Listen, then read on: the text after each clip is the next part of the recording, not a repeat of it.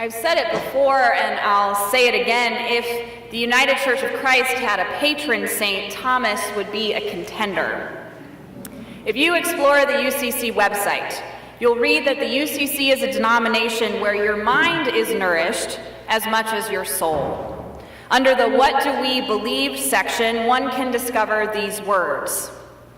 We believe that each person is on a spiritual journey and that each of us is at a different stage of that journey. We believe that the persistent search for God produces an authentic relationship with God, engendering love, strengthening faith, dissolving guilt, and giving life purpose and direction.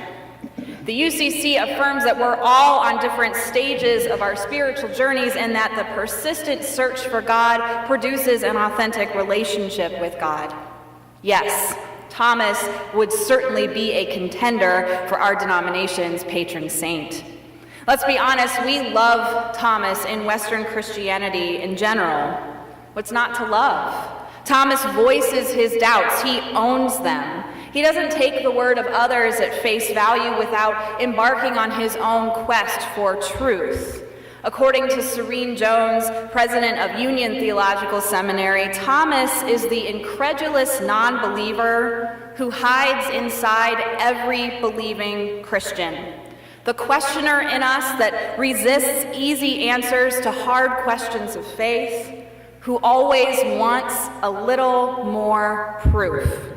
Thomas persistently searches for God by resisting easy answers to the hard questions of faith. And we get to see some of his process in the final chapter of John's Gospel. What Thomas ends up needing the most to affirm his faith is an experience of the risen Christ. This is exactly what he gets. Jesus says to him in our sacred story, "Put your finger here and see my hands. Reach out your hand and put it in my side. Do not doubt, but believe." What's notable is that Jesus doesn't express impatience with Thomas. He doesn't tell Thomas that he shouldn't be having to prove his resurrection because Thomas should have just believed the words of his fellow disciples or Jesus' own teachings. Jesus says, if you want more than a second-hand encounter with me, touch me, see me, believe in me. I'm here for you. We don't know if Thomas did touch Jesus. The text actually never says. The really famous painting of Thomas groping at the wound in his side, it drives me absolutely insane because we don't know if Thomas really does touch Jesus. But what we know is that Jesus meeting Thomas right where he was, with this compassionate verbal response, it might have been enough to overcome those doubts in our story. We see that Jesus offers this personal religious experience of the resurrection, and that love wins. This is a story about God coming to us, no matter where we are. This has major implications for all of us sitting here this morning. As Serene Jones says, when doubt crowds out hope, we can be confident that Jesus will come to meet us where we are, even if it is on the far edge of faith that has forgotten how to believe. We're not left alone to fend for ourselves, though it certainly doesn't always feel like Jesus is right there when we need him. A story like today's can give us hope when times are particularly hard, or we find ourselves in a spiritual drought. Who's to say that Jesus won't come to meet us where we are too? If it happened to Thomas, who's to say that it can't happen to us? I've always loved the story Lauren Winner, a professor of Christian spirituality at Duke, tells about her personal spiritual drought in Still, Notes on a Mid-Faith Crisis. Winner was particularly lost and adrift right around Holy Week. During the Easter Vigil at her church, she became so restless that she left She just got up and left in the middle of the service to go help in the kitchen for their church's Champagne Easter Vigil feast. You've got to love Episcopalians. So after returning to the sanctuary and taking communion, she wondered if she should at least try to look like she was praying. As she faced her spiritual restlessness alone in her pew, she heard, "You can stay here now." Winner writes just 5 words, and I know that this voice is God. And what God means is that there is ground beneath my feet again, that this is the beginning of sanity and steadiness. This is the beginning of a reshaped life. God broke through to her and met her right where she was. Lauren Winner heard in her heart, "You can stay here now." What's amazing about Thomas's religious experience is that Thomas responds to Jesus' compassionate movement toward him with an affirmation of faith unlike anything else we hear in the Gospels. Thomas calls Jesus God, one of the strongest declarations of faith in the entire New Testament. This story ends the Gospel of John on such a hopeful note for the rest of us. If doubting Thomas can get to profound belief that God's presence is abiding and that love is victorious over the grave itself, we can too. If Jesus comes to Thomas in the midst of his doubt-filled crisis of faith, maybe Jesus can come find us too. That's certainly what Lauren Winner describes in the midst of her personal crisis of faith. Sometimes the hardest thing we face on our spiritual journeys is holding out hope that God can reach us when we've reached that place of spiritual drought or just debilitating doubt. Holding out hope that God seeks us out. And stories like today's help us to truly believe that when we fear that it's just not true. Most of us face moments on our faith journeys when we live in those valleys of shadows and doubts. It can be so painful and feel like the dark night of your soul. It's also perfectly normal that our faith journeys are not always smooth sailing. In fact, Thomas holds a special place in the heart of many future ministers as we embark upon the ordination process. After all, seminary has sometimes mockingly been called cemetery because it's where your faith goes to die. That's not true for most people, but when you learn the historical critical methods of biblical studies and the nuances of Christian theology and church history, it can certainly shake your faith.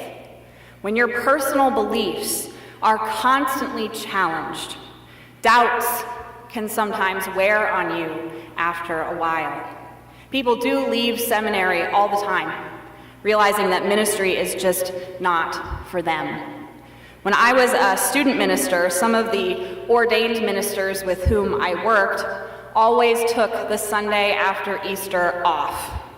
The Sunday after Easter is actually one of the lowest attended Sundays in the entire church year, historically speaking. And clergy are exhausted after Holy Week, so we sometimes call it jokingly a seminary Sunday because seminarians always get tasked with preaching on that Sunday. There's no one there, ministers are exhausted, you're up, sort of thing. So if you have a student minister, chances are you will hear them preach about Thomas, if the church follows the Revised Common Lectionary. At the time, not many of us appreciated being the low people on the totem pole and getting handed Doubting Thomas right after Easter. But it's fitting that as you're with friends in the midst of seminary who are beside you on this spiritual journey, that this is one of the Bible stories you struggle through together. This story about profound doubt and coming to faith. So maybe Thomas isn't just the potential patron saint of the United Church of Christ, or Western Christians. Maybe he's the patron saint of seminarians who are seeking God so earnestly while struggling with difficult doubts. And here's what's so cool about Thomas. He matters deeply to people halfway across the world from us, too. Legend has it that after this episode in the Gospel of John, after Thomas admits his doubts and comes to make this profound declaration of faith, Thomas arrived in India around 52 CE. Once there, he founded a Christian community who in time would call themselves St. Thomas Christians. Supposedly, Thomas helped establish churches and even built a palace for an Indian king while he was living and working among the people. Thomas is thus the patron saint for architects. And that's not me just imagining that. Thomas really is a patron saint for architects, carpenters, construction workers, and surveyors. If you make your way to Mylapore, India today, you will find San Tome Church. It's the summit of Indian Christianity and a structure that would certainly make the patron saint of architects proud. This Roman Catholic basilica was built over the tomb of Thomas, who was martyred in 72 CE. Of course, there's debate about Thomas's remains, as there always seem to be. Some claim that his remains were transferred to Syria and then to Italy. But Indian Christians insist that he is and always has been buried in Mylapore. The Indian government is so satisfied with this belief that they issued a postage stamp in Thomas's honor twice.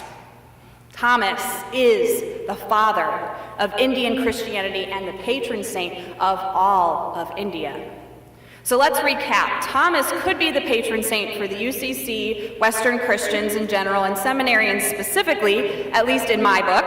And he's the real official patron saint for architects, carpenters, construction workers, surveyors, and for India, the East Indies, and Pakistan, actually.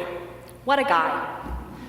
Honestly, what a guy, and what a broad appeal. Maybe it's because there's a little bit of Thomas in all of us.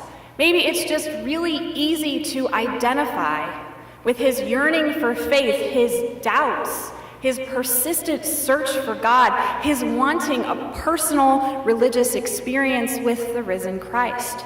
Thomas is so relatable, especially today. Thomas's story can give us strength in our moments of spiritual droughts. God can come to us wherever we are in our lives. God can meet us where we are, whether we are full of faith or our faith is almost hanging by a thread. When we face those profound and desperate questions in our lives, we can rest assured that God is there in the midst of our hardest moments. We won't always have our eyes opened right then. We won't always hear the still small voice of God in our hearts. We won't always be able to reach out and touch Jesus, even though that's what we may long for. Yet God does seek us out. God is seeking us out. We need only look to this story of Jesus meeting Thomas right where he was to help us believe again. Thanks be to God. Amen.